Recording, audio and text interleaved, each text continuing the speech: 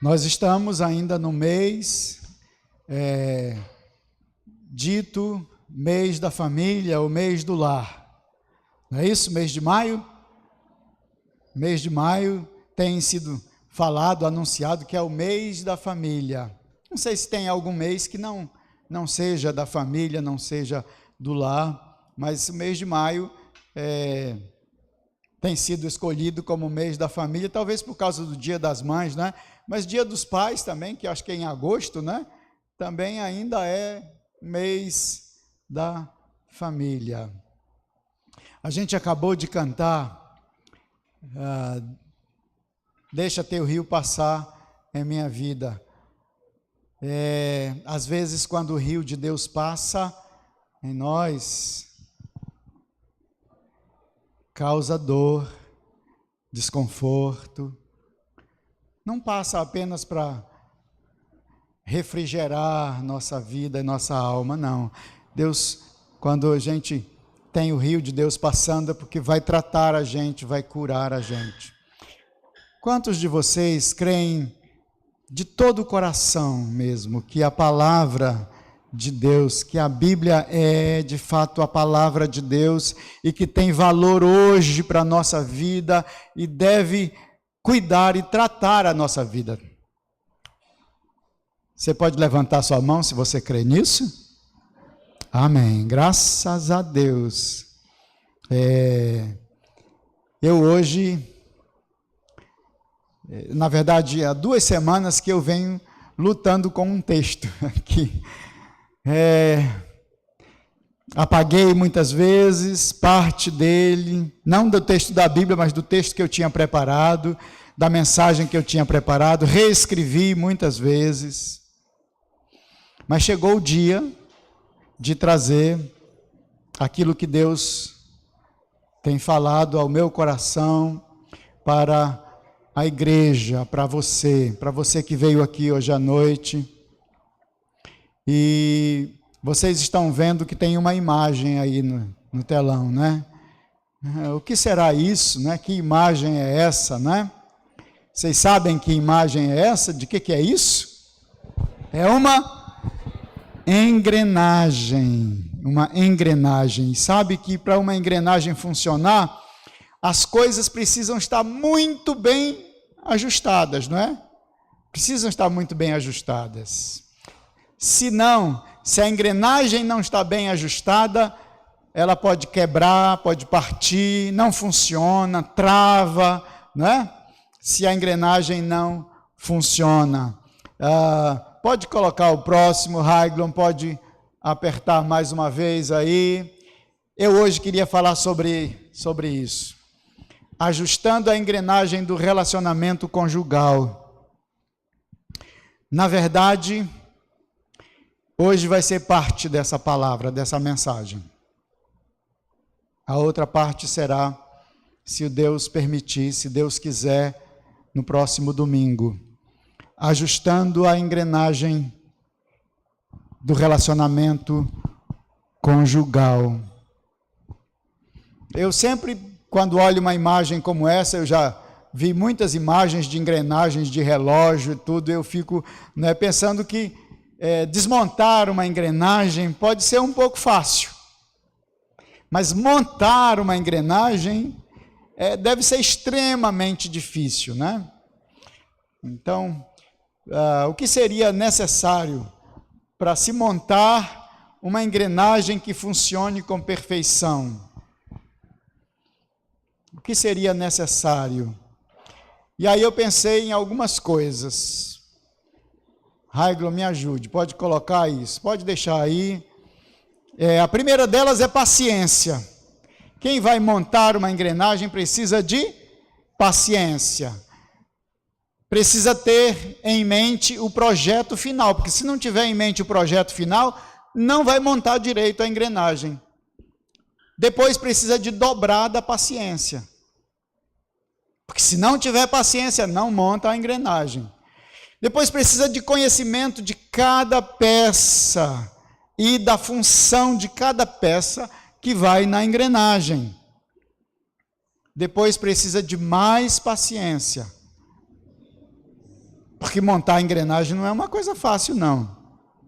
Depois precisa de habilidade para realizar os encaixes perfeitos da engrenagem. E por último, precisa de quê? Muita paciência. Muita paciência. Então precisa de paciência, paciência dobrada, mais paciência e muita paciência para conseguir montar a engrenagem. Agora imagina se essa engrenagem tem a ver com a família, com o casamento.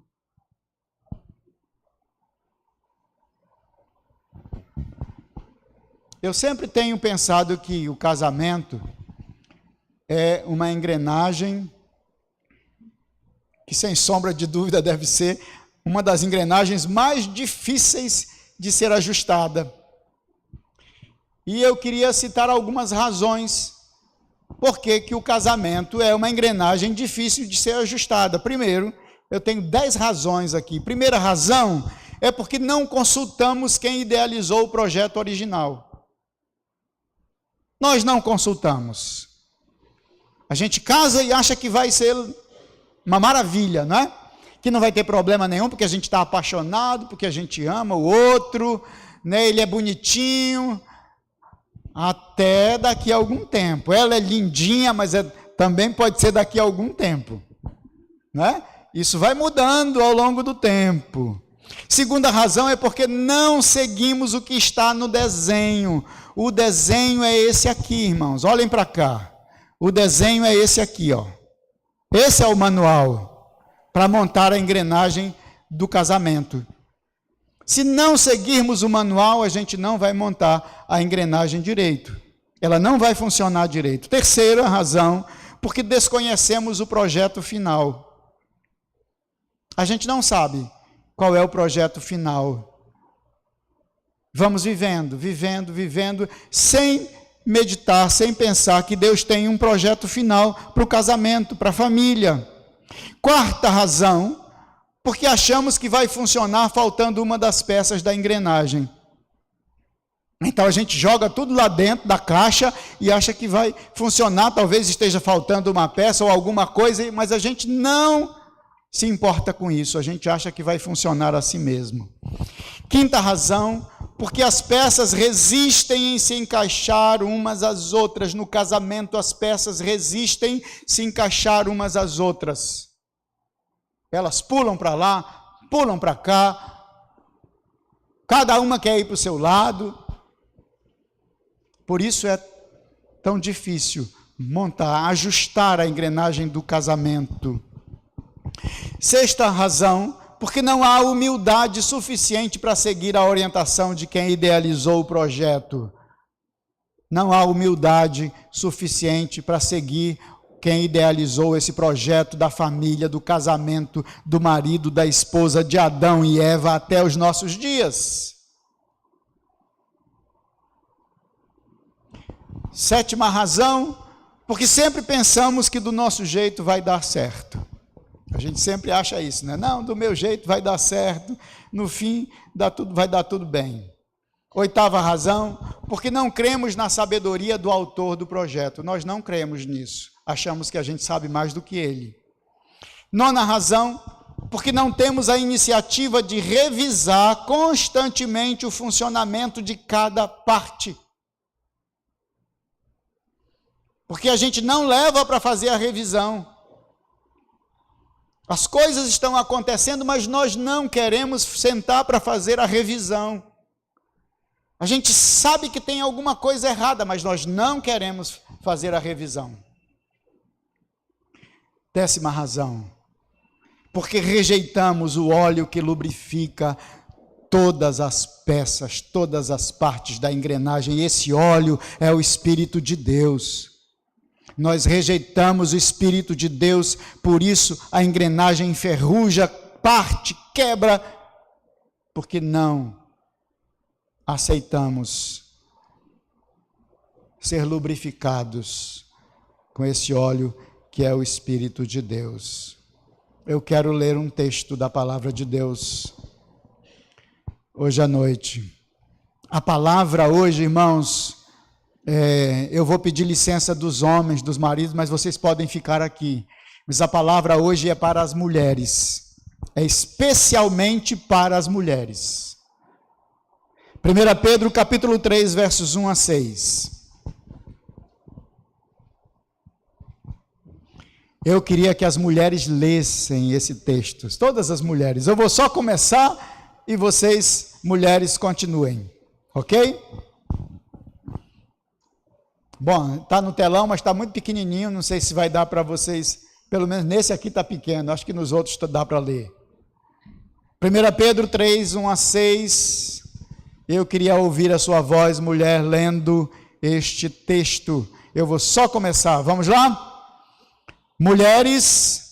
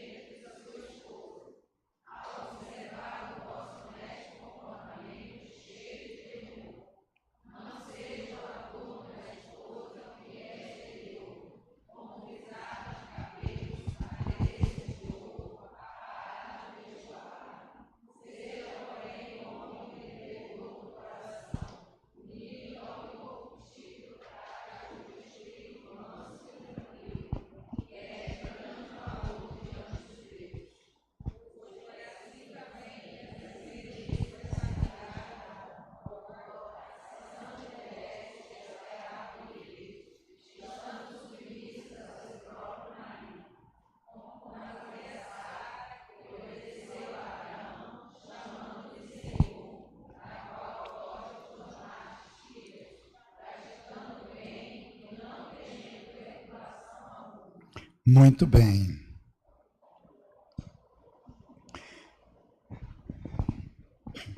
Talvez as pessoas, quando leem esse texto, especialmente as mulheres, devem se perguntar por que Deus, por meio do apóstolo Pedro, está tratando deste assunto que tem a ver com o relacionamento conjugal. Por que será? Por que será que Deus usou a vida do apóstolo Pedro para deixar escrito esse texto?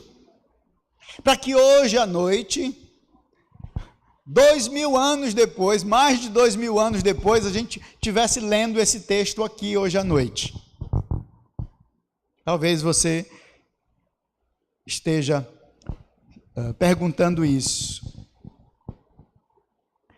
Pedro vai falar sobre o relacionamento conjugal e ele começa primeiro falando às mulheres.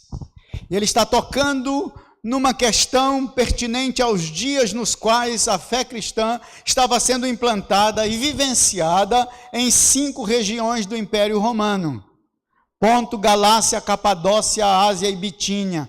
Os cristãos foram perseguidos em outros lugares. E por causa da perseguição, e aqui não era uma perseguição do Estado, era uma perseguição das pessoas, do povo, perseguindo os cristãos. Então eles tiveram que sair das cidades e foram morando nessas 5 regiões do Império Romano.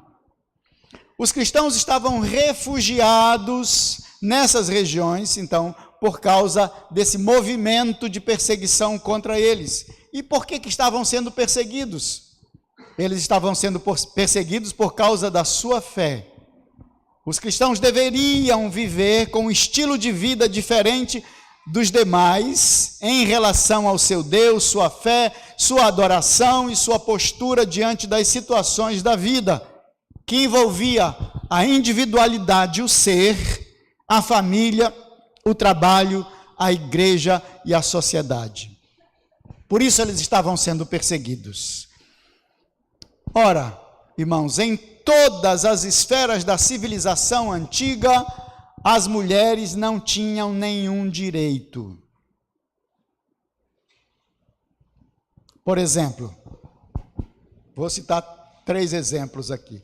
Sob a lei judaica, uma mulher era propriedade do seu marido, exatamente do mesmo jeito que ele possuía ovelhas e cabras. As mulheres eram propriedades. Elas não poderiam deixá-lo de forma alguma, embora ele pudesse dispensá-la a qualquer momento. Assim, vão pensando aí comigo, para uma esposa mudar de religião e seu marido não mudar de religião, era impensável e imperdoável sob essa lei judaica. Na civilização grega, o dever da mulher era ficar em casa e ser obediente ao marido.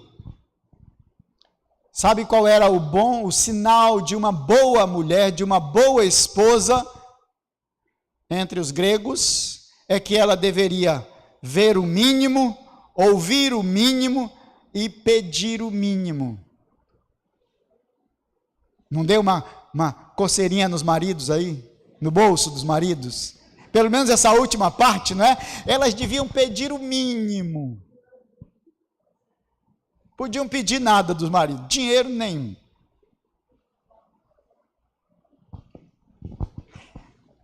Nessa cultura grega, a mulher não tinha nenhum tipo de existência independente e nenhum tipo de mente própria. Seu marido poderia divorciar-se dela quase por capricho, desde que lhe devolvesse o dote. Sob a lei romana, uma mulher não tinha direito nenhum. Por uma imposição da lei, ela permanecia para sempre como uma criança. Quando ela estava sob o poder do pai, este tinha o direito até mesmo de vida e morte sobre ela. Ou seja, o pai podia até matar a filha. Ele tinha total direito sobre ela. Agora, quando ela se casava, sabe o que acontecia? Esse direito passava para o marido. Era o direito do marido. Ele podia fazer com ela o que ele quisesse, porque ela não tinha direito nenhum. Assim ela estava sempre inteiramente sujeita ou ao pai ou ao marido. Agora, isso tudo era por uma imposição da lei. Era a lei que impunha isso. Era uma imposição da cultura e uma imposição da própria sociedade, para que as mulheres fossem tratadas dessa maneira, desse jeito. Quando alguma coisa nos é imposta, qual é a tendência natural? Pergunto de vocês. Qual é a tendência natural quando alguma coisa nos é imposta? É que a gente se rebele. Não é verdade? Quando alguma coisa é imposta, a tendência natural é que haja uma rebelião dentro de nós e a gente vai brigar com todo mundo porque nós não aceitamos isso. É assim que é. Então pensem. Quais devem ter sido então os problemas da esposa que se tornou cristã enquanto o marido permaneceu fiel à lei, aos costumes e aos deuses de seus antepassados? Imagine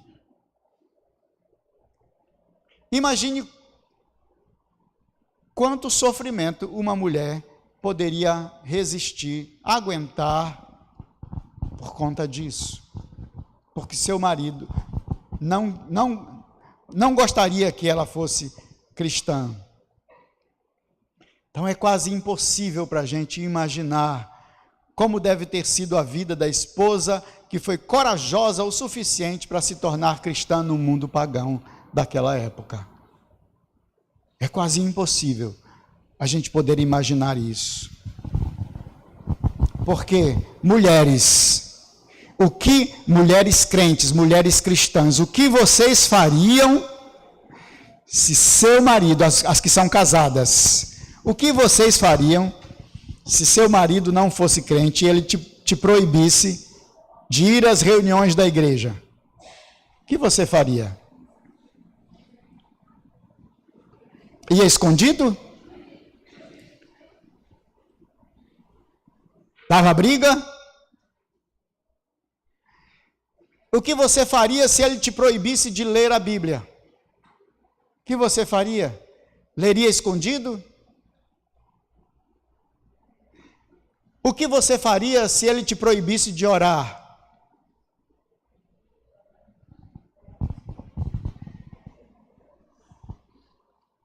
O que você faria se ele te proibisse de falar qualquer coisa a respeito do seu Deus e da sua fé? O que você faria?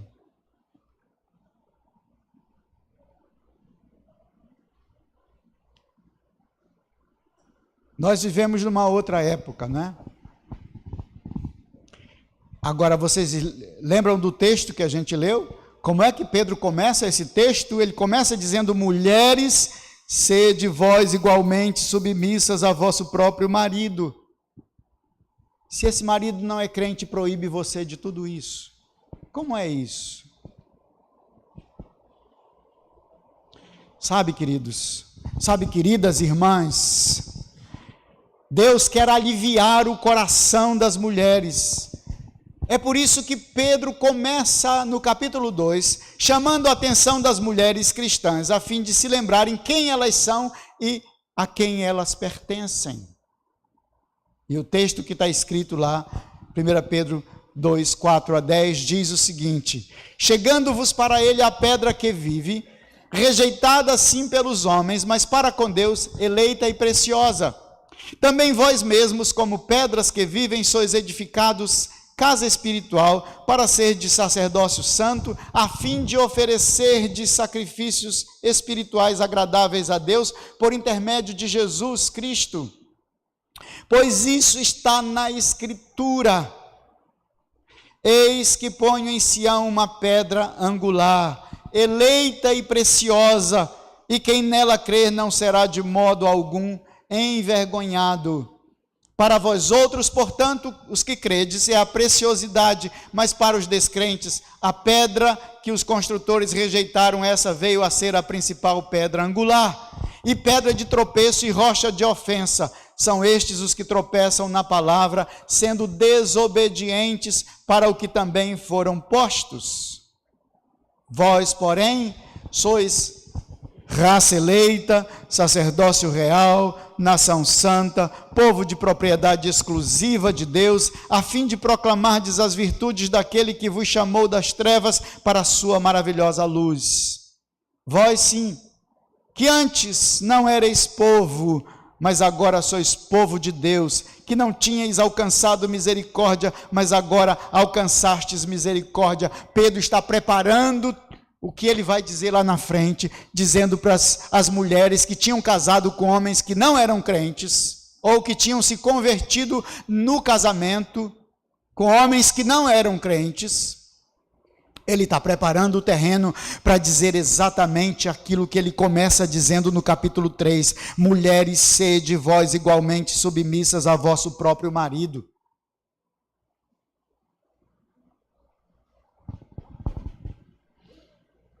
Pedro estabelece uma diferença, dizendo que os que creram em Jesus fazem parte de uma nova construção.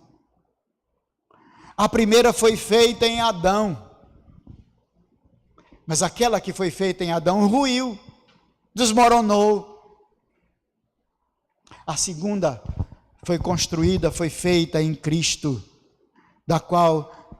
dessa construção, Cristo é a pedra angular, e seus seguidores são pedras vivas dessa construção. Você pode dizer amém?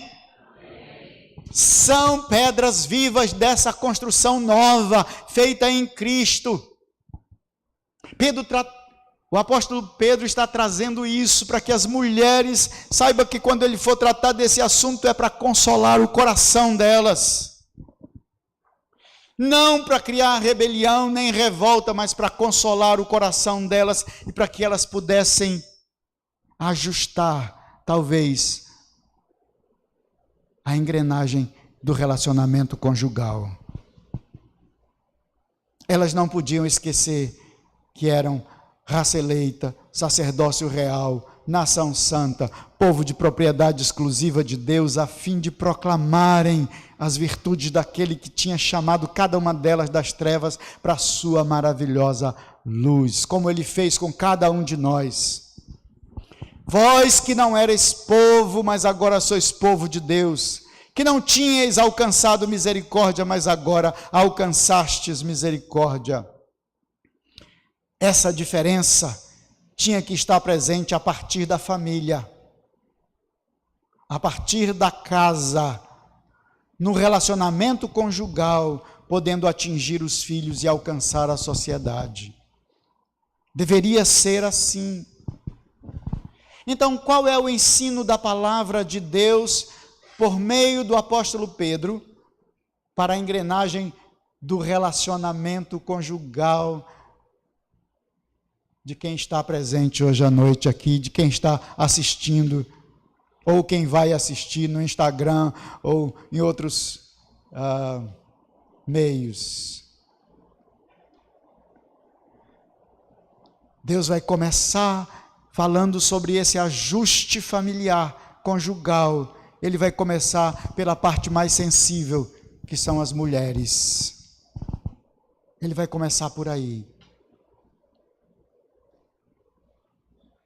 Por essa parte tão sensível que é a esposa. E o que é que Deus oferece como consolo para as mulheres crentes, mesmo aquelas cujos maridos não eram crentes? E os maridos não crentes daquela época era assim, proibia ler a Bíblia, proibia ir às reuniões, proibia orar, proibia fazer jejum.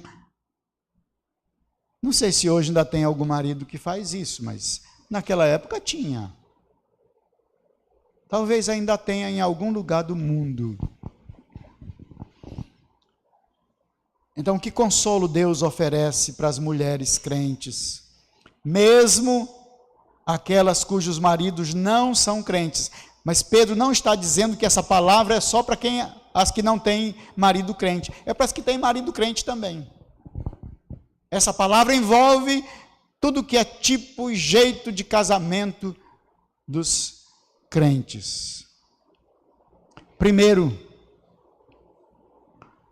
Pedro diz que a esposa crente deve ser obediente a Deus primeiramente, né? Imitando o exemplo de Cristo. Ela deve ser obediente, deve ser obediente a Deus, imitando o exemplo de Cristo.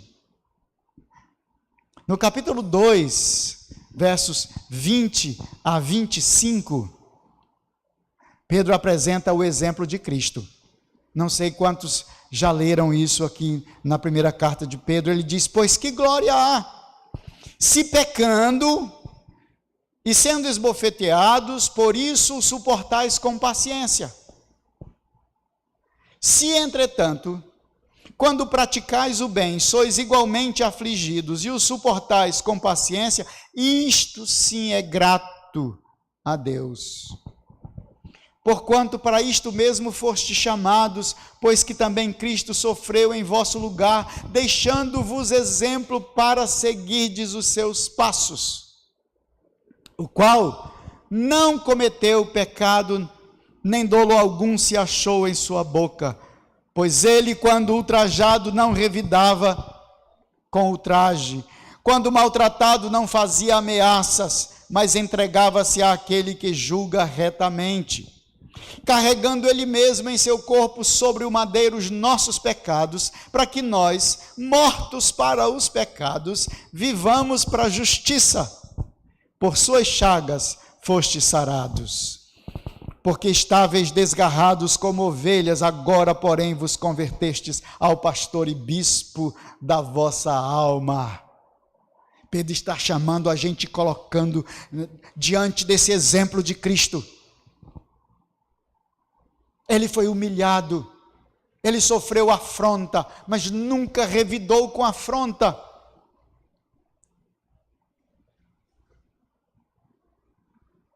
Ele foi machucado, mas nunca revidou machucando os outros. Então ouçam isso, queridas irmãs. Assim como Cristo foi obediente fazendo a vontade do Pai, assim a esposa deve seguir o seu exemplo. Ainda que o marido seja uma pessoa difícil.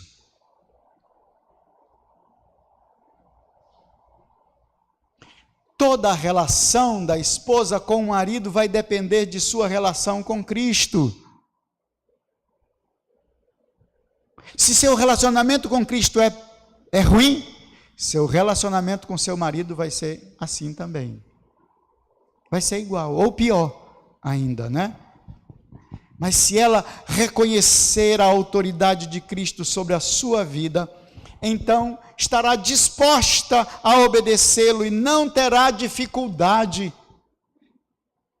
de obedecer toda a autoridade humana posta por Deus sobre a sua vida, inclusive a autoridade do marido.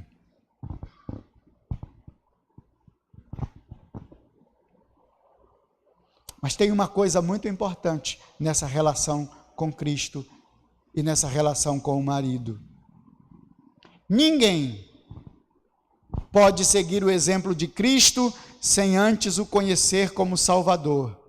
E então se sujeitar a Ele como Senhor. Não é possível se sujeitar a Cristo como Senhor sem tê-lo conhecido como Salvador. Primeiro, eu tenho que reconhecê-lo como meu Salvador. Ele me salvou, Ele foi à cruz, Ele pagou os meus pecados lá, eu sou dele. Então agora eu me submeto a Ele. Agora eu me torno obediente a Ele. Agora Ele é o meu Senhor. Quem é Jesus para você? Já o reconhece como seu Salvador? Se já o reconhece como seu Salvador, então é possível que você o reconheça como seu Senhor.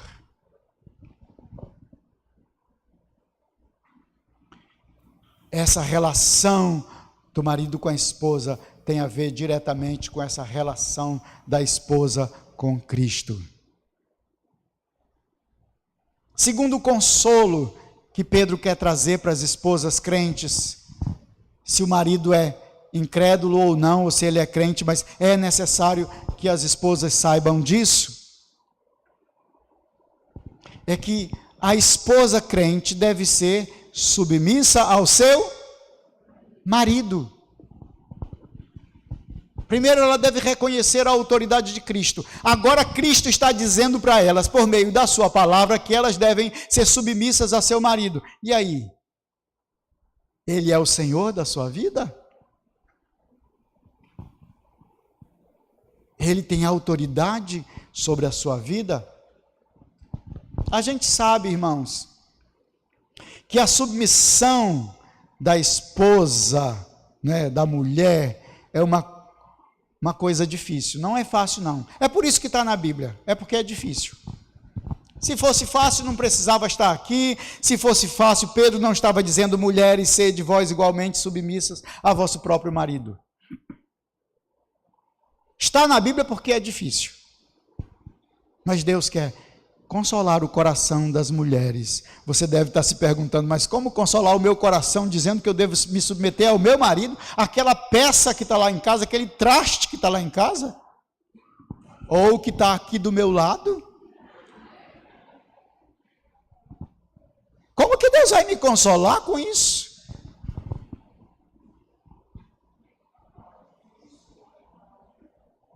Você pode até pensar: é porque o senhor não conhece meu marido. Eu não, conheço só assim, né? De vista.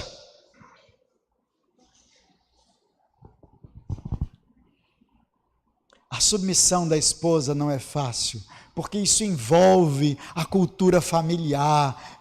Ela viu como que era no casamento da sua mãe com seu pai. Ela viu, ela participou disso. É difícil por causa do orgulho que está no coração das mulheres. Por isso elas não querem se tornar submissas ao marido. É aquela ideia de que ser submissa ao marido descaracteriza sua personalidade.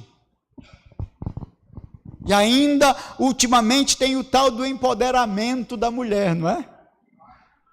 Mulher empoderada. Agora quem manda na casa é ela. Isso está direto na televisão, fazendo as mulheres viverem contrariamente à palavra de Deus. Isso é contrário à palavra de Deus. É contrário. Isso não glorifica a Deus. E algumas mulheres até resolvem, não é?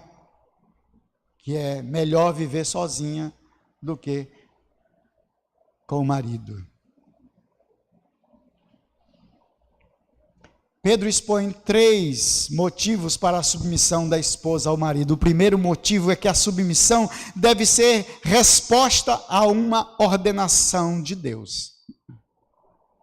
Agora não tem como fugir, não é? Como vai fugir disso? A submissão deve ser resposta a uma ordenança de Deus. Mulheres, sede submissas a seu próprio marido. É uma ordenança de Deus. Deus é que está ordenando isso.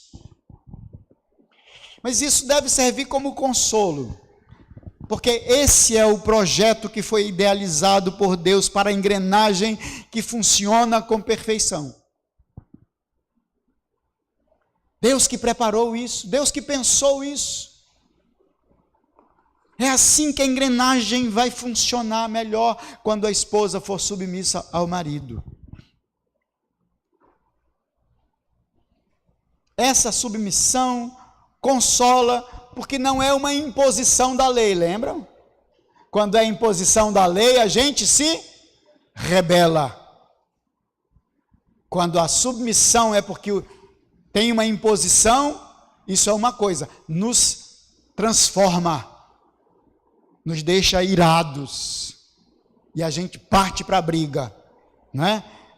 Mas essa submissão aqui consola, porque não é uma imposição da lei, mas uma decisão voluntária em face de sua obediência a Cristo.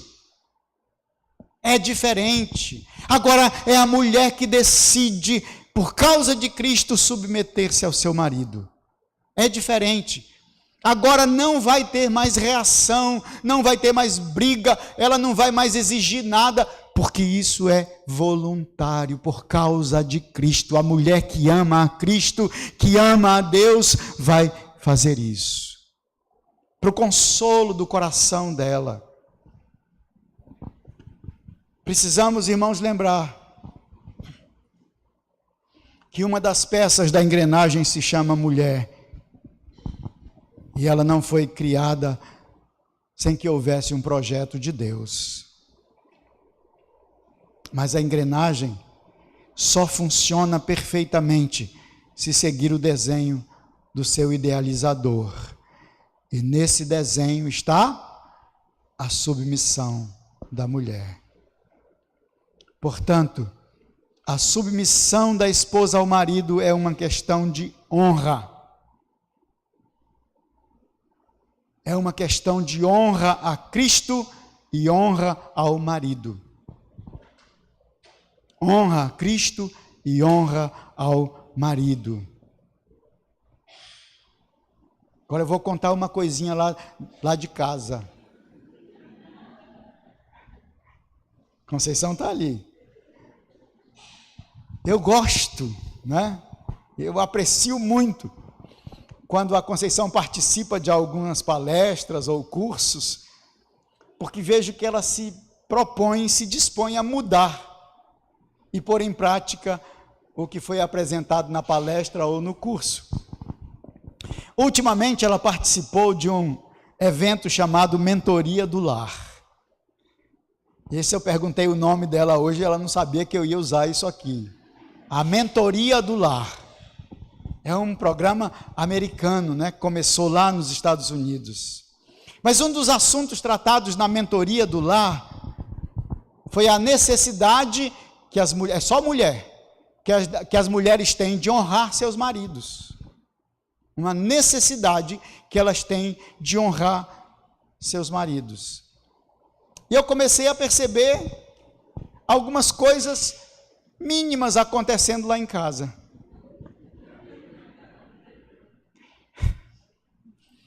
Começou no guarda-roupa.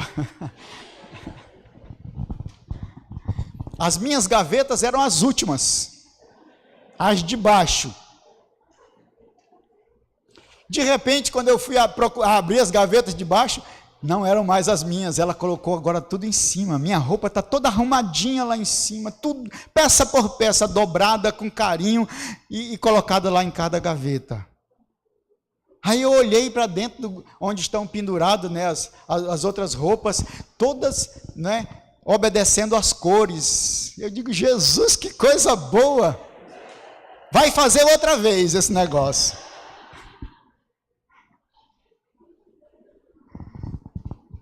E aí também começou cedo, né, a levantar. Antes de eu sair, o café já estava pronto, né?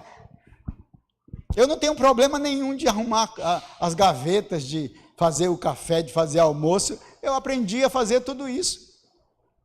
Mas ela estava saindo na frente agora, não deixava nem eu fazer mais. Continue assim, viu, Conceição? Tá ótimo. Maravilha, né? Sabe, queridos, os filhos precisam aprender que a mãe honra seu marido e o pai deles. Pode parecer uma coisa tão simples, mas os filhos precisam aprender isso. Porque quando o marido é visto apenas como provedor da família, e nenhuma honra é dada a ele, deixa eu lhe dizer, a engrenagem começa a enferrujar. As peças começam a querer pular da caixa. Para que essa engrenagem se parta, é apenas uma questão de dias, de tempo. Para algumas mulheres, os filhos são muito mais importantes do que o marido. E às vezes até o cachorrinho é mais importante do que o marido. E por que eu estou dizendo que algumas vezes os filhos são mais importantes do que o marido? Porque eles podem estar fazendo alguma coisa, mas se o menino fizer, ela deixa o marido lá e vai ficar com o filho. E às vezes nem volta mais. Fica lá.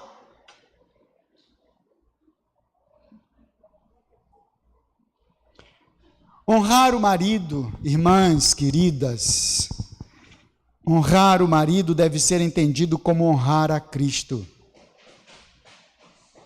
Porque é uma ordenança dele. Honrar o marido deve ser entendido pelas mulheres crentes como honrar a Cristo, como um culto a Deus.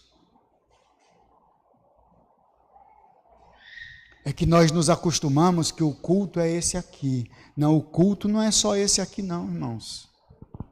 O culto é diário em tudo que a gente faz e vive.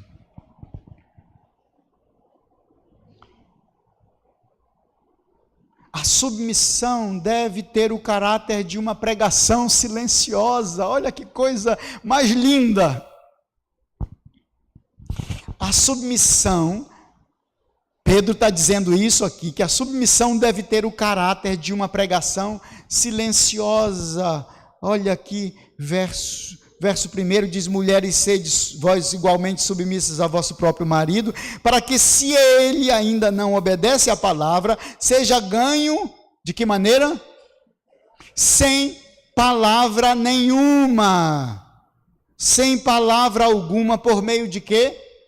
Do procedimento da sua esposa, ao observar o vosso honesto comportamento cheio de temor.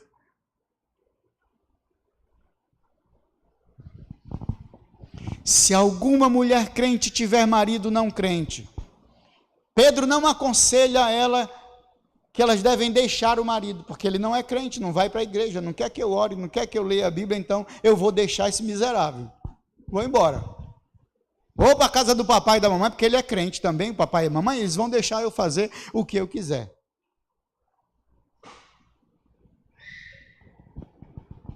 Mas Pedro, usado pelo Espírito Santo, tem certeza de que a esposa cristã deve permanecer com o marido que não é convertido enquanto ele não a mandar embora. Se ele a mandar embora, aí não tem solução. Ou se ele, Paulo diz que se ele quiser ir embora, que vá. Mas a mulher fica. E olha que coisa interessante, irmãs. Pedro não diz que a esposa deve passar o dia todo pregando ou discutindo sobre a fé, sobre as doutrinas ou sobre a religião com seu marido.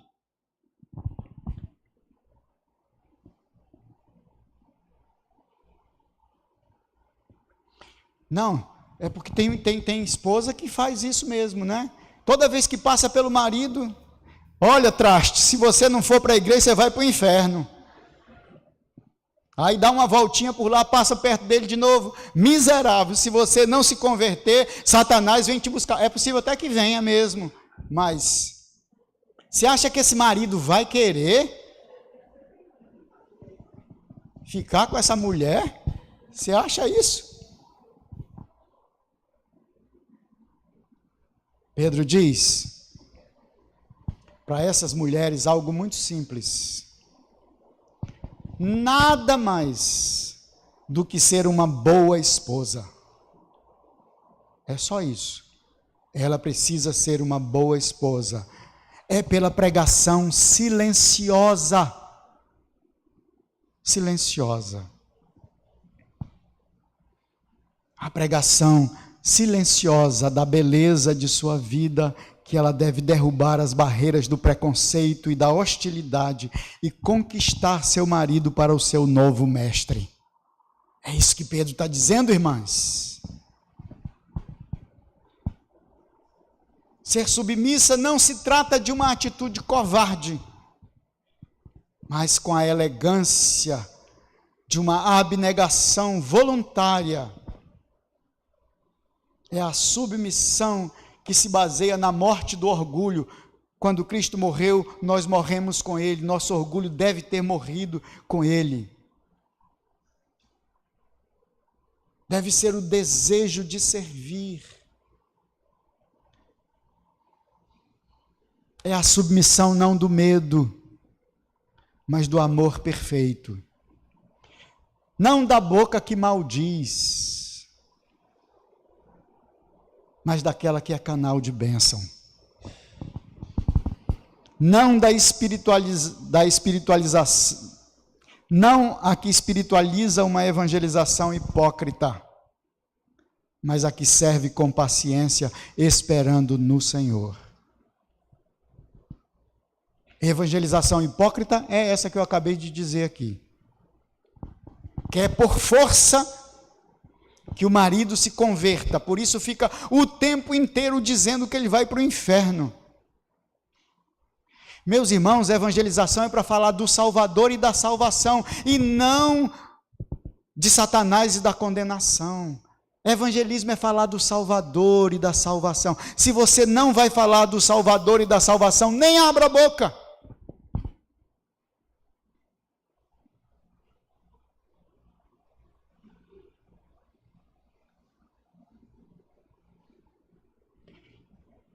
Há muito tempo eu ouvi uma história de uma mulher cujo marido, uma mulher crente, cujo marido, toda vez chegava em casa bêbado, maltratava a mulher, empurrava, batia na mulher, vomitava na casa, e essa mulher ia lá, tirava as botas dele, suja de lama, ele fazia questão de passar pela lama. Ela ia lá, tirava as botas, lavava os pés, dava banho nele, dava comida na boca dele para ele não dormir com fome. E ele dormia lá No dia seguinte, ele ia trabalhar e voltava do mesmo jeito. E ela ia lá, limpava as botas, lavava os pés, dava banho nele, dava comida para ele. No dia seguinte, a mesma coisa, e a mesma coisa, e a mesma coisa. Um dia, ele chegou em casa sem ter bebido nada. E disse para ela: hoje eu vou para a igreja com você. Porque eu quero ver o que é que eles estão dizendo lá para você ser desse jeito. Por tudo isso que você faz, eu quero ouvir, eu quero aprender o que eles estão ensinando para você. Porque o que eles estão ensinando para você, eu nunca vi em lugar nenhum. Mas quanto tempo a mulher aguentaria isso?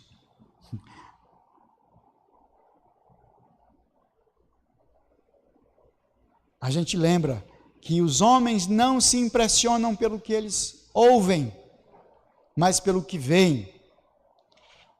O apóstolo Pedro diz que eles são ganhos sem palavra alguma, sem ouvir nada, sem ouvir que ele vai para o inferno, que o diabo vem buscar ele, que não vai dar certo a vida dele. Não, eles são ganhos sem palavra. Sem o evangelismo hipócrita.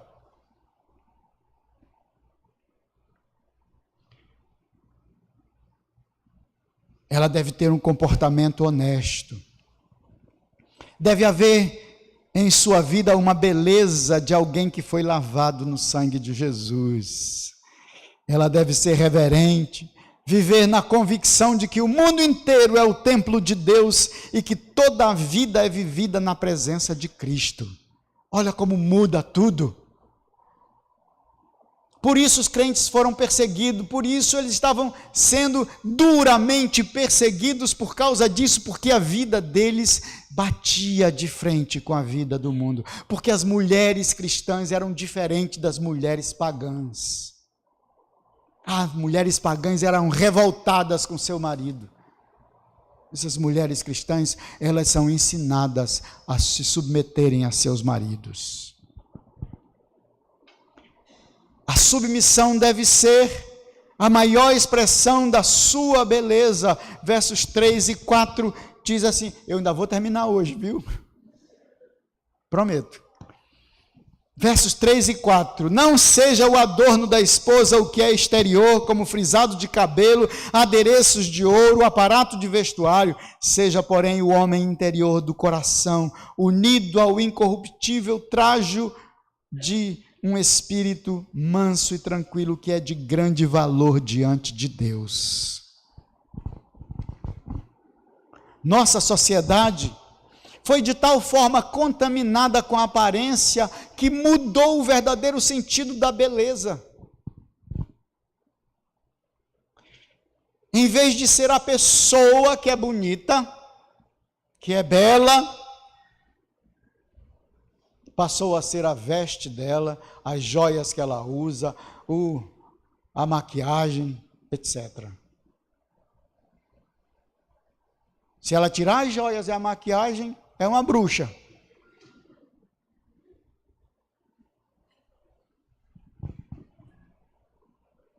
Ele só dá valor para ela se ela estiver assim. Por quê? Porque as mulheres tops das novelas vivem assim.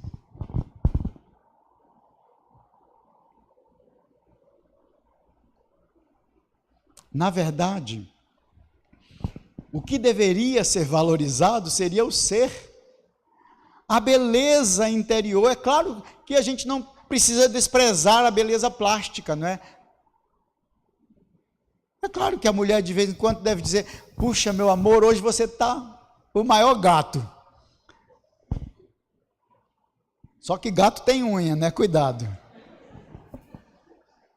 Você está lindão hoje. Não despreze a beleza plástica, não precisa. Mas dê valor à beleza interior. Porque o que é que agrada a Deus é que ela tenha um espírito manso e tranquilo. Isso agrada a Deus. É agradável diante de Deus que ela seja assim.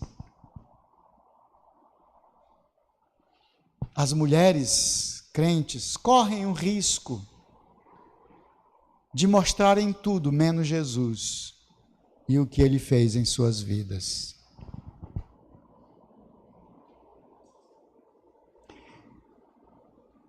A mulher cristã deve ter a sabedoria de esperar em Deus. Diz o apóstolo Pedro que as santas mulheres do passado não punham sua esperança nos maridos. A esperança delas estava em Deus.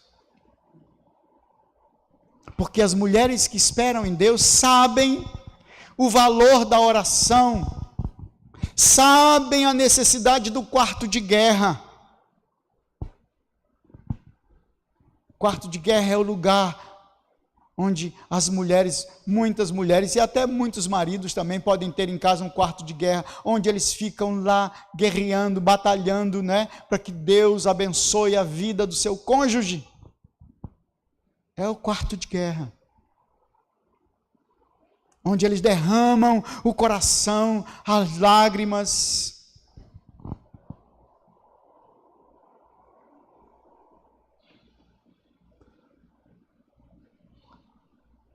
Pedro cita o exemplo de Sara, a mulher de Abraão. Diz que ela chamava Abraão de quê? De Senhor. Ela chamava Abraão de Senhor. Que demonstração, né? De obediência, de submissão, de honra. Que demonstração de obediência à ordenação de Deus. Que demonstração de um espírito manso e tranquilo. Por isso, Sara é digna de consideração. Ela é uma das poucas mulheres que aparecem em Hebreus capítulo 11, os heróis da fé. Sara é uma das poucas mulheres que está lá. E Pedro diz que ela é uma mulher assim, que esperava em Deus. Porque as mulheres que esperam em Deus sabem que não podem mudar seu marido. Não vão mudar o marido, não. Só Deus pode fazer isso. Só Deus pode mudar seu marido. Então ore, jejue, busque a Deus, derrame lágrimas.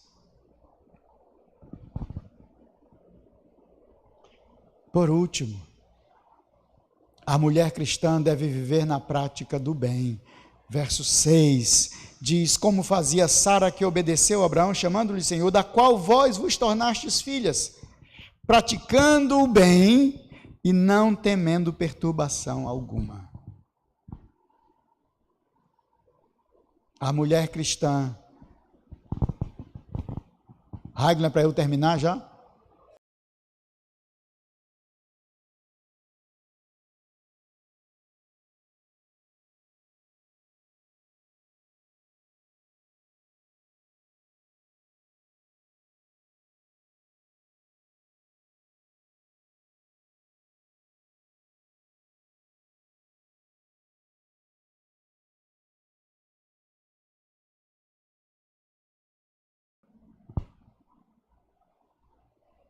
Como está a engrenagem, irmãs?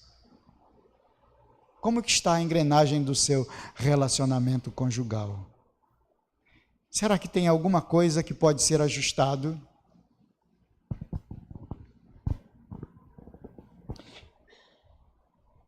O que essa palavra de Pedro, essa palavra de Deus, por meio de Pedro, disse para você hoje à noite?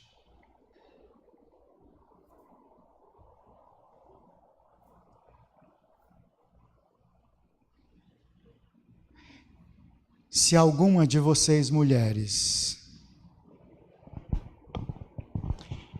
chegou à conclusão de que tem alguma coisa para ser ajustado no seu casamento, na engrenagem do seu relacionamento conjugal, se você descobriu isso, Se Deus falou com você hoje isso, quem sabe a questão da honra? Quem sabe mesmo a questão da submissão? E você quer pedir ajuda de Deus hoje à noite para que seu relacionamento conjugal seja ajustado. Eu queria convidar você para sair do seu lugar e vir aqui para a gente orar. Se Deus falou alguma coisa sobre isso com você. Eu sei que talvez você não queira parecer que não está nada bem na sua família, no seu casamento, né? Mas eu quero orar. Eu quero orar por você.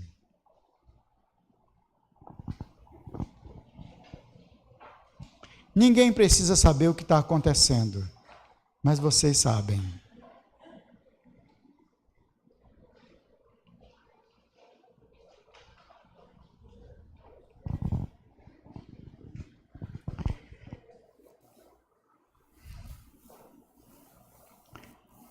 Eu queria chamar os presbíteros que estiverem aqui, que os irmãos viessem aqui para a gente impor as mãos sobre essas irmãs queridas, sobre a família delas, para que Deus conceda a elas a graça de verem seus casamentos sendo transformados por Deus. Talvez a vida no lar, não é? Muitas vezes é tão difícil. Mas Deus pode mudar as coisas. Amém? Vamos orar. Irmãos, imponham as mãos sobre a vida dessas irmãs. Senhor Deus, obrigado por tua palavra, Senhor. Obrigado por esse tempo que a gente passou aqui. E agora, em nome de Jesus, queremos interceder pela vida de todas essas irmãs. Obrigado pela coragem que elas têm de dizer para ti: preciso de ajuda, Senhor. Tu sabes o que está no coração de cada uma delas. Por isso nós rogamos em nome de Jesus que o Senhor encha o coração delas da tua presença e que elas sejam mesmo vitoriosas nessa área da sua vida, na área da submissão, da honra aos seus maridos. Ó Senhor, em nome de Jesus, toma-as nos teus braços. Consola o coração, Senhor. Traz agora a cada uma delas a paz do céu, a paz do Senhor, para que seus casamentos, ó Senhor, glorifiquem o teu nome, que elas sejam responsáveis para que a casa, para que a vida do marido seja uma vida de entrega ao Senhor. Que seja assim, meu Deus, para a honra e glória do teu nome, em nome de Jesus. Amém. Amém. Amém, queridas. Amém. Podem voltar ao seu lugar.